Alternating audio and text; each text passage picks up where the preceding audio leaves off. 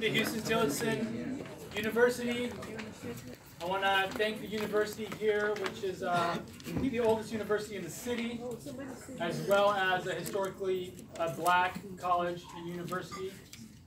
Here I want to honor the black community who has been in East Austin for many, many years and has maintained institutions like this one despite gentrification and colonial oppression for many years. So I want to recognize that while we're here. And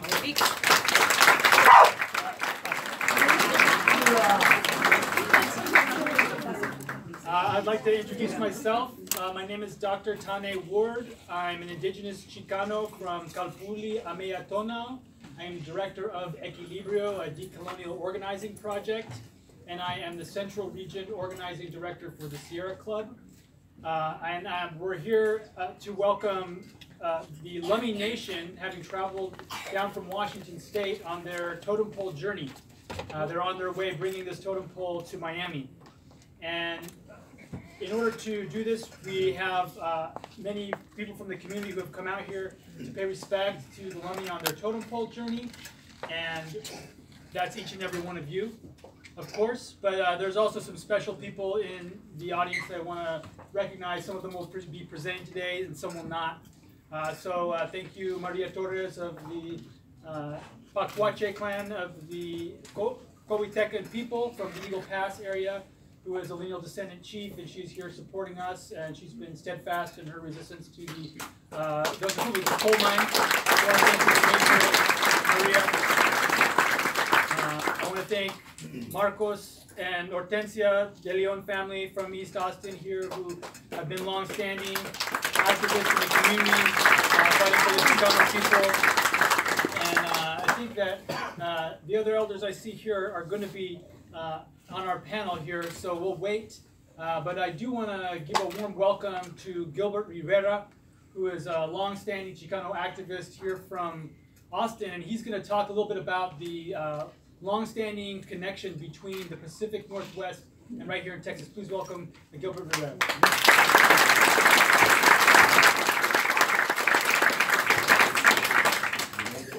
Thank you, Tanner.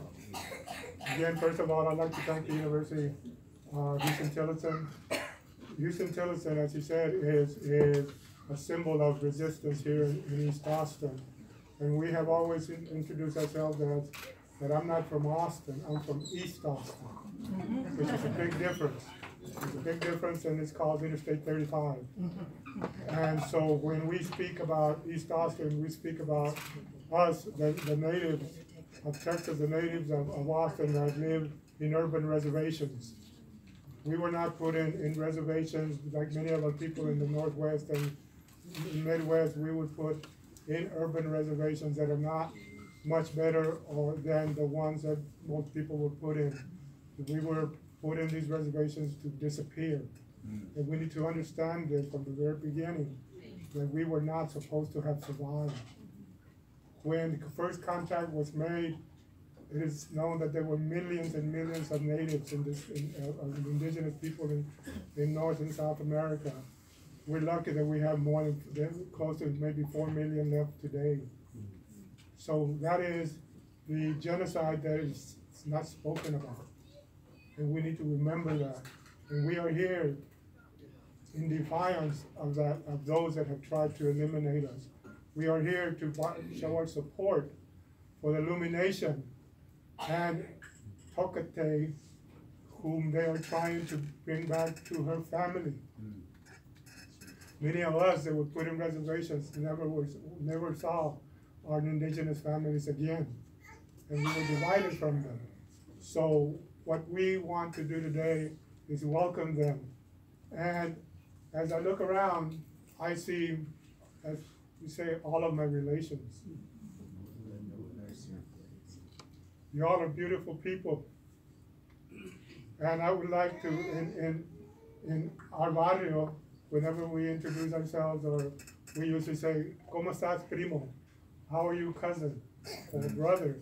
So I would like for you to take a second, not unlike in church, take a second, shake the hand of your primo or your cousin next to you that you may not know, and say, Hello, cousin. Nice to meet you.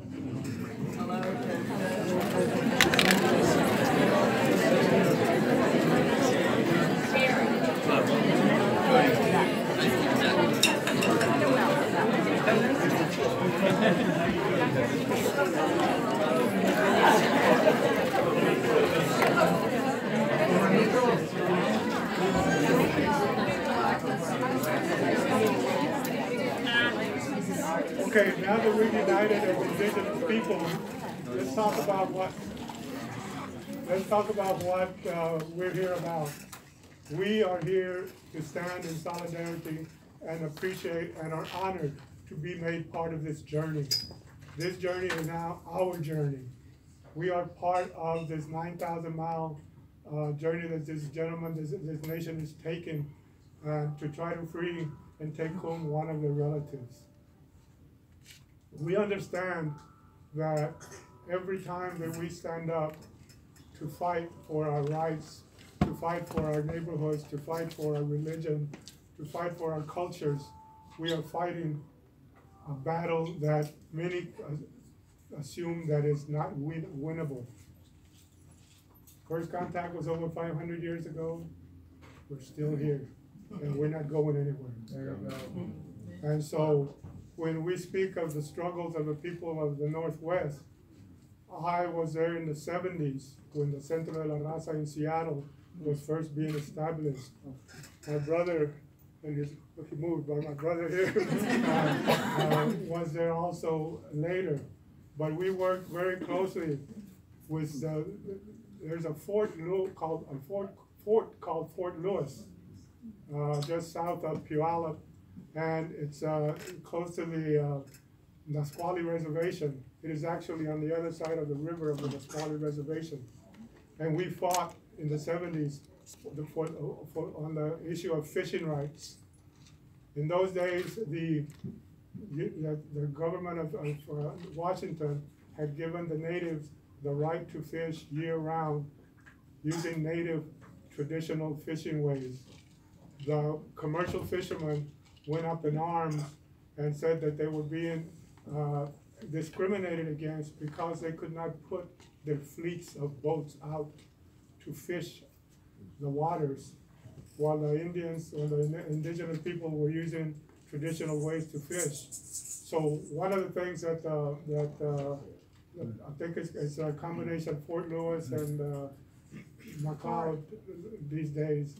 What they did is that the Nisqually Reservation was at what they call could be called a dog leg of the river, the Nisqually River, and so the Army Corps of Engineers dredged it deeper. Here's the reservation, and here's the river, here's the fort. So as they dredged it, and the rains came and the floods came, the reservation was slowly being eaten away as the water turned. And one of the last things that we did was my brother, may he rest in peace, Raul Salinas, myself, and many other people from Centro La Raza and the University of Washington. I was a grad student at the time there. We went out, when the call was made, we went out around midnight. And because the homes were being taken by the river. So when we got to the reservation, we literally were pulling people out and furniture out as their homes were beginning to float away. We were up to our chests in water. We actually had to save some of the rescuers from drowning and many other people, but much of the reservation was lost and many of the homes were disappeared. So we need to begin to understand that our struggle is, unfortunately, sometimes against our own government policies that do not respect native rights and in many cases human rights. We, as a people here in Texas, continue to fight the struggle every single day. When we wake up, we look in the newspaper or we look outside. And I know this is happening in Seattle and many other cities around the country. We look outside and the home that was there last night has been bulldozed down. And so we say, where is my community? Where is that sense of honor that we have? Where is my East Austin? Where is it going? So I have told people many times that when I look at a place where a home used to be, and I see a deep hole, I see my culture, my history, my family being buried there. And on top of it is a monument to greed. Greed, money. And so the struggle of the peoples of the Northwest is the same struggle that we have here. There may be a couple of little differences, but it's the same. We are all struggling to survive. A few years ago, we all remember the Pledge of Allegiance. Every day we would get up and would be forced to say the Pledge of Allegiance. A few years ago, I attempted to rewrite it. And I attempted to rewrite it because I saw that it was no longer the Pledge of Allegiance that we were brought up with. It was what was going on is that our government had allegiance to multinational corporations. They are working hand in hand. Mm-hmm. So what I did, and maybe if I can remember it, and I apologize if I mess it up, but my Pledge of Allegiance goes something like this. I pledge allegiance to the multinational corporations and for the pollution and destruction for which they stand. One multinational corporation, indefensible, with greed and injustice for all.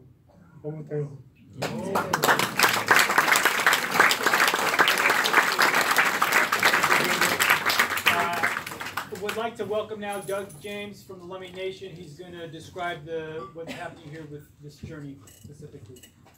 Yes.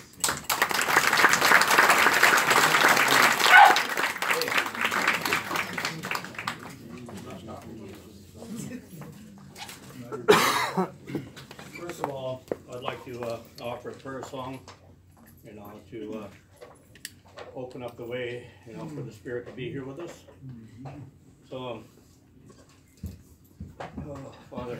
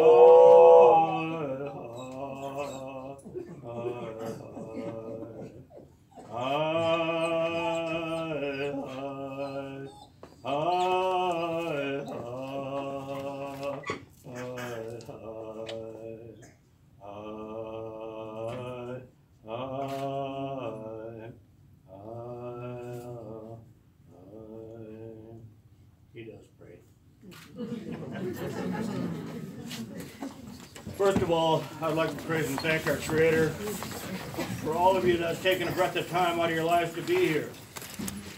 You chose to be here, so you were meant to be here. To show that love and support for something that's been happening, and this is something that's been happening for a long, long time, and it's time to once again bring that to a stop. We're just asking to send along with your prayers, this is a love story for Tokitae. 3 years ago, we crossed paths with a young lady in Portland, Oregon. And she came to us and says, I received a message. It says, I'm a dreamer and a receiver. You know, I could receive messages and dreams. And I didn't know what to do with it. I didn't know where to go with it. And she heard that we were in Portland, so she came from Vancouver, Washington, and came and caught up with us there. And she relayed to us, you know, that there was a 14-year-old girl out of New York, Down syndrome. Kept hearing a message over and over. Anybody out there can hear me? I want to go home. I want to go home. Anybody out there can help me go home. And that message was coming from Tokitae. She was putting out that message over and over, and that young girl picked it up and sent it over to Vancouver to that receiver over here, and she brought it to us. And so I watched this whole thing unfold from that point. I says, is there anything that Lummi could do? I said, we're on a mission right now. We're heading across country with this pole to meet with the Yanktons over there. And all I could do is, we got to stay the course. Let's just put it to prayer and see where it goes. So we prayed on it. And I watched it. We watched it come to reality. I took the message and gave it to one of our young council members. And I told him, you know, saying, Nick, whatever you do, don't you dare drop the ball on this one, or you're going to regret it. Because this one is bigger than all of us. This is bigger than all of us. You know, the Spirit's been on the move throughout this whole thing. From this point here to where it came to reality. Today we're here in that reality. You know, and we're on this mission to let this whale, one of our ancient ones, know that we're here and we can hear her voice. You know, and she's the last of the ones on the trailer that you're going to see. You'll see what happened to the capturing when they came in and captured 40 plus babies, killed off 15 adults that were trying to protect their babies, and cut them open and tried sinking them with rocks and stuff, you know. And but she's the last one that's alive today that was caught in the wild. There was a recording that was taped of the elk pod from where she was from. Her mother's still alive yet. She's 84 years old. The grandmother just died not too long ago, 104. You know, so they've been tracking the elk pod for a long time. But they done a recording of the elk pod, and they brought that down to Sequoia. And they put it down by her pond there. They played it, and she came right up out of the water instantly.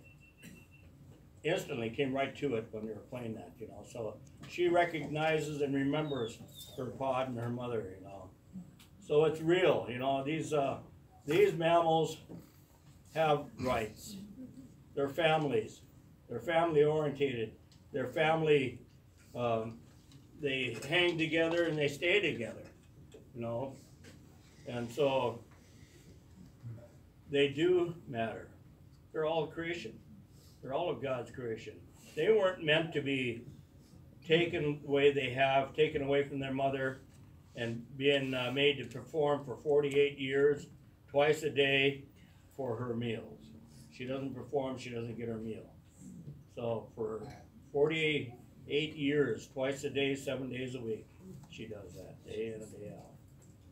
And so we're just reaching out and asking for that support. You know, prayers are important and it's real. You know, and so we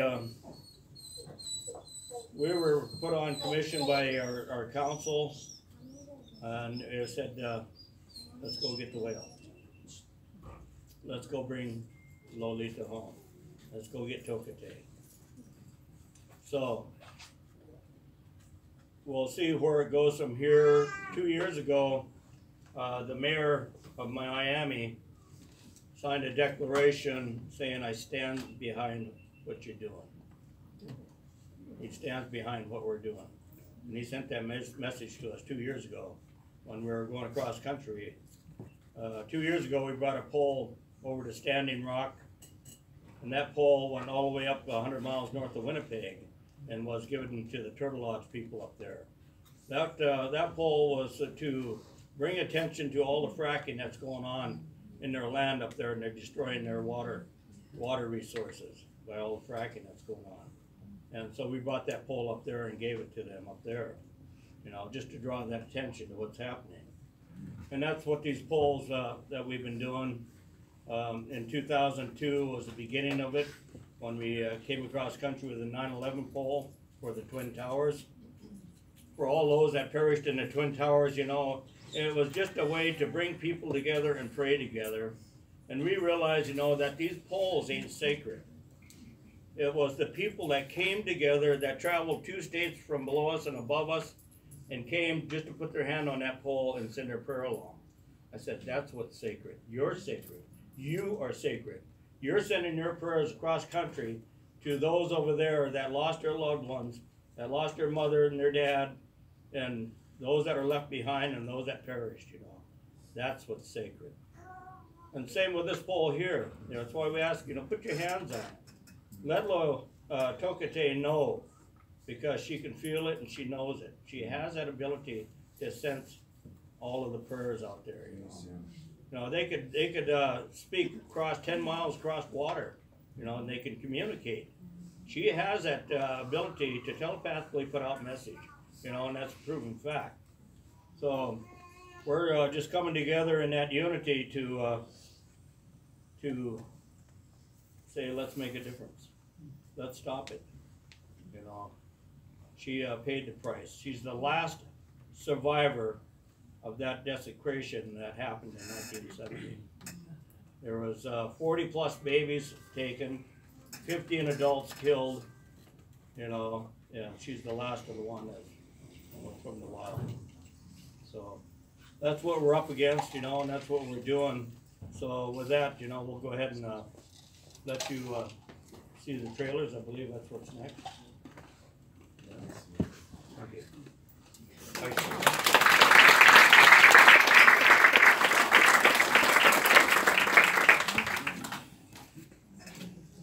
Who's your sidekick? This is Buster. His other song is Dock of the Bay. He'll sing all the way through. Like he did yesterday. This guy's recorded it coming across country. Hey, Dock of the Bay. He sat up and sang the whole thing.